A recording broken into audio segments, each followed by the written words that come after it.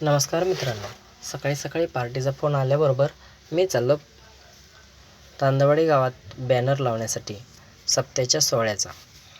रस्त्याच्या दोन्ही बाजूला प्रचंड अशी झाडी होती आणि रस्ता जणू काय जंगलाचा आहे की काय असं वाटत होतं. रस्त्याच्या दोन्ही बाजूची झाडं अशी हिरवीगार दिसत होती आणि आभाळामध्ये थोड्याशा प्रमाणात काळे ढग दिसत होते. रस्त्यावर फारसं पाणी पण साचलेलं होतं आणि रस्त्याच्या कडेची झाडं हिरवीगार दिसत होती, जणू काय जंगलाची वाट आहे. आणि मी त्या रस्त्याने निघालो होतो. उशीर झाल्यामुळं गाडी थोडी वेगातच होती. मग म्हटलं उशीर तर झाला आहे, पण रस्ता बी वर का ना. पण काय करावा, आता समोर तर लवकर जायचंच होतं ना. चला चलत चलत चाललो तर होतो, पण पाऊस काय बंद व्हायचं काय नावच घेत नव्हता.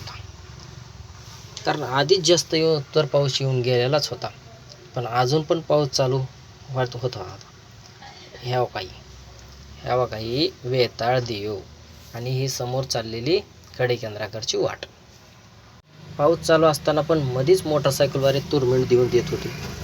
आता काय, जाऊ द्या म्हणलं, पाऊस असला तर असला, आपण काय थोडीच भिजणार हो का. पण ती मोटरसायकलवाली तर फार भिजतच होती. समोर तर काय जास्त काय समोरचं नीट दिसत नव्हतं. पण म्हणलं, हे बघा पोचलो बॅनर लावायच्या ठिकाणी. आणि आमचा हा मित्र अशा पद्धतीने बॅनर लावत होता.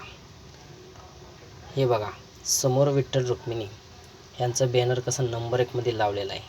आणि हा अखंड हरिनाम सप्ताह सोहळा. आणि ह्या मंदिरामध्ये देवाचे वारकरी हे भजन गात होते. बाहेर तर पाऊस चालूच होता, तरी पण आतमध्ये भजन चालूच होते. हे बघा किती मोठी विठ्ठल रुक्मिणीची मूर्ती आहे. बॅनर चिटकवता मी पण म्हणलं थोडीशी मदत करावा, पण अगोदर म्हणलं व्हिडिओ शूट करावा. हा बघा कशा पद्धतीने आमचा मित्र